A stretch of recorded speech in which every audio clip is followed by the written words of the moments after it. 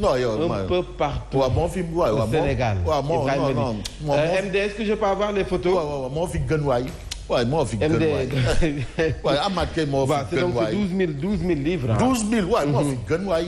non tu sais on est vous voyez regardez tous ces livres. 12 000 dispatchés. Non vraiment ça c'est vrai c'est bien hein, d'offrir un mouton de tabaski baax na. C'est vrai d'offrir un geste de baax na. wala dugg benn enveloppe ci poche yi baax na. mais investir dans le savoir. c'est investir dans la volonté de Dieu. Et je rappelle que la première notion c'est le savoir apprendre. Et c'est là où Amath est. Et puis c'est normal. Rien que pour Saint-Louis c'est 1000 livres. Ah oui. Et c'est Mansour Faye même qui a reçu en personne. Ah oui. Donc le ministre Mansour Faye qui a envoyé. Vous voyez les véhicules sont là, c'est le dispatching. Et c'est important. Je parlais d'investir dans le savoir. Et c'est normal, ça ne me surprend pas. Parce que quand on est descendant quand on est almami de ça, on est Sétou Sakhewar, on est talibé Seyni Abdourahmane Mbacké, Gaïndé Fatma. Mais non, c'est le savoir. Xam-xam. C'est le savoir. Absolument. Hein? Donc chapeau à Amath. Ibrahima Ly. En tout cas, on dira à Djegan. Madame Djegan Wandli que tu as bien travaillé. Voilà. À côté de chaque. On dit quoi? À côté. Non, on dit derrière. Derrière. Non, moi je préfère à côté. À côté de chaque. Grande dame. Il y a toujours une grande dame. Ah non. Mais c'est vrai. Voilà des gens dont on a besoin pour le Sénégal. Voilà. Mais non, mais Monsieur le Président, Son Excellence, Hadj Macky Sall, gardien de la Constitution, hein, protecteur des arts et des lettres. Monsieur le Président, mais regardez Amath, voilà un citoyen, il n'est pas à sa première. Hein. Non. Tu vas chez lui Abdallah Wallo, des moulins à 1000. Des moulins à 1000. Réparation des pompes, de tout. Il est dedans. Il ne fait que ça. MD. Voilà. Ça c'est glissant de quoi? Qui ose faire cette comparaison? Qui ose faire cette comparaison? Oui. MD, il faut remettre ça. Et qui ose faire cette comparaison? Alhamdoulillahi Rabbil Alamin. Le chef de l'État, le président Macky Sall. Mais Macky Sall est magique. Non, Macky Sall est magique. Très modeste. Non, Macky Magique Sall. Macky Magique Sall. Macky Magique Sall. Magique. Mais regardez, mais ça waay di sol ay xamul. Beaucoup de classe. Pompe avec des pompes, montre bi, costume. Des lunettes. Gentle. Mais regarde son patron. Mais Macky, il s'agenouille. Il n'a même pas touché le sac. Mais regardez un peu cette image. Non, c'est que cette image-là, Ngrial, il faut qu'on affiche ça dans toutes les écoles, dans tous les services, dans tous les bureaux. Le Dougoutigui, cette image-là, il faut l'avoir dans le bureau. Toutes les mairies, toutes les institutions. Et je sais que Cheikh Dieng, monsieur le maire de Djiddah Thiaroye Kao, non, cette image-là, il va la mettre en poster géant. Voilà une image qui doit être... Non, c'est-à-dire les panneaux d'affichage, là, on doit... Non. Mais le ministre de l'Environnement, mais c'est une leçon. Mais non, MD, non, voilà. Le ministre de l'Environnement, il était où hier? Mais non. On parle de notre président. Mais regardez, un président qui s'agenouille, les mains dans la terre. Regarde. Alors que ça, on devait Lalal Bassang. On a même mis la chanson de... La chanson de... Ouais, Souki. Hein? Mais on parle du chef de l'État. Mais dans cette image, mais tout le monde se retrouve. Vraiment. Mais Souki, même Souki se retrouve. Vraiment. Mais le président les met dans le sable. Comme ça. Bon, je ne sais pas si c'est de la communication ou de la comédication. En tout cas, c'est réussi. Mais franchement, non. Non, ça déjà, c'est pour dire que la dernière fois, l'autre là qui est venu, qui a fait ça avant moi là, il n'a rien compris. Vraiment. Mais non, c'est une très bonne leçon. MD, il faut l'image. Mais regardez le président, les mains dans la terre, à genoux. Comme ça. Au moins, lui, il n'a pas besoin de natte. Aladji Baragay, talibé, c'est une soirée vous baquez. Au moins, lui, il n'a pas besoin de natte. Qui ça? Aladji Baragay. De Mbaké. Tu sais, il y en a beaucoup, hein. Mais celui de Mbaké, talibé, c'est une soirée vous. Aladji Baragay. Ouais, mais il faut dire à Choro, hein, Choro. Bon, bref. Non, Nit Baragay. nit ku baax. alors voilà alors Adjaratou Khady Fall Tall de la FAO. Lalaye Fall de la COFEM. absolument. Bamba Fall Médina monsieur le maire. monsieur le maire de la Médina. l'incontournable Dougou Tigui. le grand maire de la Médina. voilà. le ministre des Forces armées Sidiki Kaba. l'homme qui empêche certains de dormir. gars yi dem Souki il n'est pas sérieux. dire quoi Souki lu mu waxati. je n'ose pas dire ce que. Souki ñun waa Médina la ñu waaye Souki waa Médina. il dit solidarité partage. on est tous à la Médina maintenant. oui parce que là-bas c'est là où tu as tout est clair. le travail du maire est clair. on sait qui est maire. Tu vois quand Macky se met à genoux là, mais Bamba l'a fait avant. Il l'a déjà fait. Mais lui, il peignait des trucs. Il est proche des il prenait les pavages. Voilà.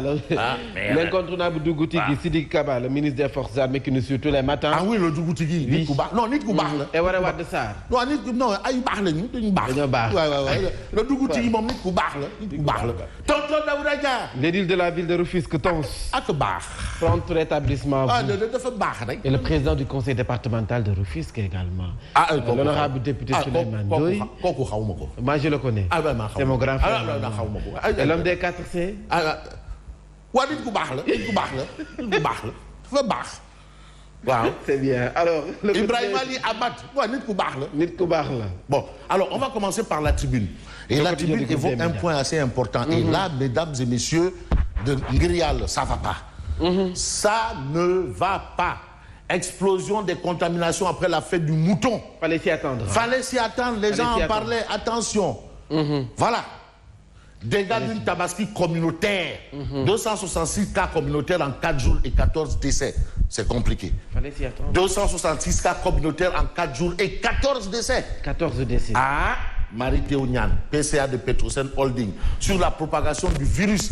Mais Marie-Théo dit non, il faut agir avec science et conscience. Parce que science sans conscience n'est que ruine de l'âme. Donc il faut être cartésien, logique. C'est pas du Sani-Kher, ni du Sani-Gabra. Mais la situation est telle qu'on a besoin des scientifiques. Et il en est un. On a besoin des Borom Kham pour essayer de gérer la situation. Alors lui, qu'est-ce qu'il propose? Et aujourd'hui, il dit que le Grand Magal et le Gamou doivent être annulés. C'est-à-dire célébrés symboliquement. Mais on a vu le Hajj de cette année. Oui. On a vu les images. Mais c'était symbolique. Et après, ça s'est bien passé. On ne peut pas interdire le Magal. Non. On ne peut pas, mais quand même, si... Et le président, il demande au président de discuter avec les guides religieux. Discuter, parce que le Rero Amoul Nyako Wartan Mo Am. Ça, c'est clair. Tu Wartan Bilerek. Non, c'est ça. Hein?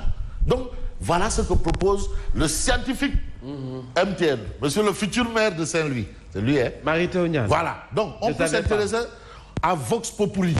Et aujourd'hui, Vox Populi, apparemment, quand on lit Vox Populi, on se rend compte que, il y a des gens qui ont écouté Marie-Théo Niane. Oui. Et bien écouté. Voilà. Ou bien qui abondent dans le même sens. Abonder. Comme MTN. La position de l'église. Pas de grand rassemblement pour la fête de l'Assomption du 15 août. À Hydrobazek, à le Grand Béguélaek, Plagec. Pas de grand rassemblement. C'est interdit. L'église demande aux fidèles de rester chez eux. Pourquoi? Sage décision. Eh bien, parce que ce qui prime, c'est la vie et la santé des personnes qu'il ne faut pas mettre en danger. Ah oui, ça c'est la posture de l'église. Et aujourd'hui, on a Marie-Théo Niane toujours qui prône un Magal et un Gamou modèle Hajj 2020. Même style. Gamou et Magal à la maison. Voilà. Attention, parce qu'il faut réfléchir. Le tout, c'est de se taire et de ne rien proposer. Là, vraiment, on est... Voilà. Donc, il prône un Magal et un Gamou modèle Hajj 2020. Même style. Voilà. Donc, on a cette situation. Et puis, décision du gouvernement de Dakar pour freiner le coronavirus. Les bars, discothèques, salles de sport fermées pour 3 mois. Donc, les Dadjoukaï et les Dadjoukaï, là, bon, les Béguékaï, là, fermés. Les artistes... Non, les artistes, ils vont broyer du noir. Et c'est assez compliqué. Les Mamgour et Djazaka. Alors, on peut s'intéresser à l'observateur L'Obs. Gestion de la pandémie du Covid-19. Macky, une bataille comme perdue. c'est la communication qui pose problème. Le chef de l'État entre incohérence et contradiction, c'est ce qu'indique l'Obs, mais la situation est claire. 467 contaminations communautaires en 2 semaines. En 2 semaines. 400. C'est du sérieux. Le professeur Seydi qui considère qu'un cas communautaire peut contaminer 400 personnes en un mois. 400 personnes. Mais non, d'où Tcharan. D'où Tcharan. De quoi s'inquiéter? Ah oui, parce que là, on est en train d'abonder. On prend un village. Ah, qui garde le Wai? Qui ça? Ah, détoile. Malgré la forte pression pour la restitution des Oryx, Abdou Karim Sall garde toujours ses gazelles. Ah bon? Mais cas communautaire. Les gazelles confinées. Ça, c'est un cas communautaire ou un cas contact? Contact. Suivi par nos services. Apparemment, il y a eu des contacts. Non, ça, c'est communautaire ou contact. Ça commence à être compliqué, là. C'est compliqué. Mais on a le docteur Cheikh Dieng, environnementaliste chevronné de son État. Mais qui dit que Messawa, il est en train de défier le président de la République, c'est tout. Vraiment. Il est en train de défier le président, hein. Ah, c'est tout, hein. Il n'y a pas plus, il n'y a pas moins, hein. Alors, on peut s'intéresser à quel journal? Intéressons-nous un peu au journal Direct News. Qui nous révèle ce matin? La pêche dans les filets du PSE, une grande pourvoyeuse de revenus et d'emplois. C'est une édition spéciale pour expliquer c'est quoi la pêche dans le PSE. Le pari ambitieux du président Macky Sall. Ça, c'est ce qu'on retient à la une de Direct News. Et on a le mot du président. Et en fait, c'est une édition tam-tam de l'émergence, et c'est Direct News qui reprend justement cette édition. Et Daoucho d'indiquer que la pêche constitue un des moteurs sectoriels du PSE. À ce titre, le président Macky Sall en fait une priorité majeure. Sur ce registre précis, le magazine tam-tam de l'émergence résonne et nous plonge dans les filets de la pêche. Votre canal préféré s'en fait l'écho. Donc on a ça. Et puis on a le docteur Cheikh Kanté qui nage dans les eaux de l'émergence, parce que c'est lui qui a en charge le PSE. La pêche fait partie des moteurs qui, avec la mise en œuvre du PSE, devront alimenter la transformation structurelle de notre pays. Alors, donc, on a toutes ces informations. Ça veut dire que la pêche n'est pas mise de côté par rapport à cette situation. Et puis, on peut s'intéresser à l'évidence. L'évidence, oui. L'agenouillement. Journée nationale de l'arbre. Le baobab honoré. L'agenouillement. Macky Sall, les autorités de construire seront désormais adossées d'une obligation de planter des arbres. L'agenouillement. Merci, monsieur le président. Non, monsieur le... Non, Macky Magique Sall. Macky Magique Sall. Amat, monsieur Ibrahima. Voilà Amat ici, l'homme de Abdallah Wallo. Aux 12 000 livres. Talibé Singh Abdourahmane Macky. Gagne de Fatma. Hein? Descendant de Almami. C'est tout Sakhewar Fatma. Sakhewar Fatma. Mais tonton Daoudania, et c'est tout Sakhewar Fatma. Fatma également. Ibrahim Ali, un patriote au chevet des populations sénégalaises. Il a donné combien de livres? 12 000. Ouais, t'as tu l'es l'Olouaï. 12 000. T'as tu l'es l'Olouaï. T'as tu l'es l'Olouaï. Ouais, cher, je suis en direct. Cher. Qui ça? Cher, je suis en direct là. Cher, je suis en direct. C'est quel cher? Bon, alors, on peut s'intéresser à quel journal? Essayons de prendre un journal assez particulier. Le quotidien, les Échos ou les Échos, service. Ou bien on va prendre enquête. Pour terminer. L'État fâche. Nouvelle mesure de lutte contre la Covid-19. L'État fâche les artistes. Et c'est compliqué, vraiment. Ah, Ndaoulourei. Plus de grand théâtre. Enfermant les Dadjoukaï. C'est quoi les Dadjoukaï? Non, c'est juste une question, je ne connais pas. C'est quoi? Les discothèques et salles de spectacle, l'État indispose les artistes. Vraiment. Parce qu'il y a Daniel Gomez, président de l'AEBES, qui dit « Nous sommes sidérés de constater que notre secteur est le plus pris à partie dans ces mesures. » Plus de Mberaï. Ah, plus de Mumbai, plus de Mberaï, plus de tout. Plus de grand théâtre. Non, mais il faut aussi gérer la situation. Et puis, viol présumé d'une malade du coronavirus au camp de Novotel, la déposition explosive de la victime. J'avais peur, personne ne pouvait m'entendre à cause des portes blindées. Je résistais, mais point de suspension. Qu'est-ce que ça veut dire? Bon, résiliation du contrat, Sédélec Akile, bras de fer en vue. Ça va chauffer. Ça va chauffer les bras de fer, non, de résiliation directe. Allô, bon, c'est fini. Non, dites. Billahi, non, c'est-à-dire, non.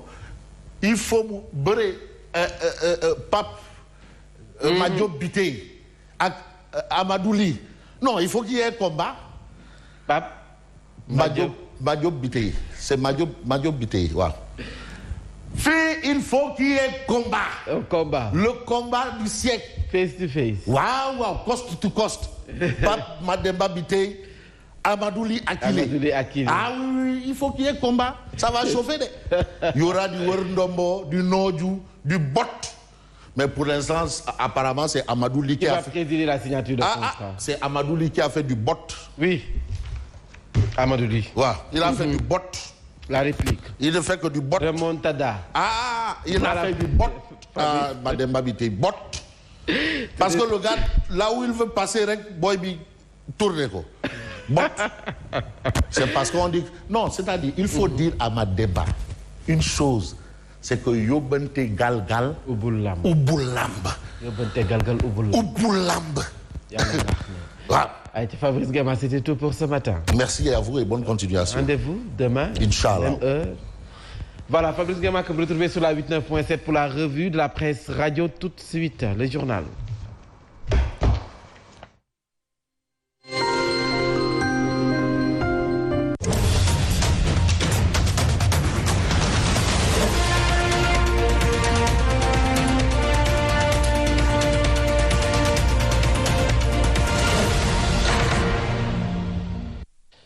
Voilà, c'est le bloc d'infos que vous suivez sur la Sen TV, le flash que nous démarrons avec cette bande rebelle qui a donc opéré ce dimanche dans les environs de la commune de Kaour, département de Goudomp. Elle s'est attaquée à un groupe de jeunes qui s'activaient dans la cueillette de fruits sauvages appelés MAD. Et ces derniers donc ont été torturés